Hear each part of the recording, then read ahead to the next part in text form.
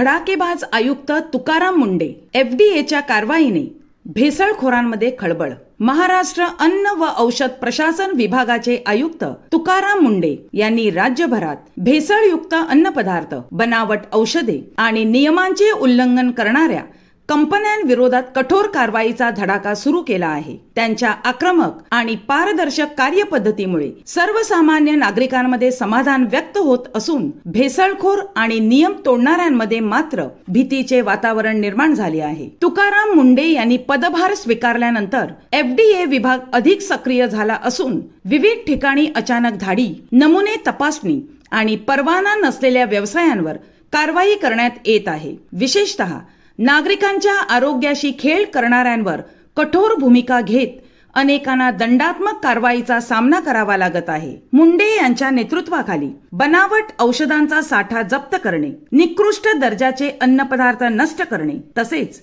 नियमांचे पालन न करणाऱ्या आस्थापनांचे परवाने निलंबित करण्याच्या कारवाया वेगाने सुरू आहेत। नागरिकांच्या आरोग्याशी कोणतीही तडजोड केली जाणार नाही अशी स्पष्ट भूमिका त्यांनी घेतली आहे। त्यांच्या धडाकेबाज कामामुळे एफडीए विभाग पुन्हा चर्चेत आला असून सर्वसामान्यांकडून त्यांच्या कार्यशैलीचे कौतुक केले जात आहे। प्रामाणिक प्रशासन आणि कठोर निर्णय क्षमतेमुळे तुकाराम मुंढे हे पुन्हा एकदा राज्यातील चर्चेचे केंद्रबिंदू ठरत आहेत।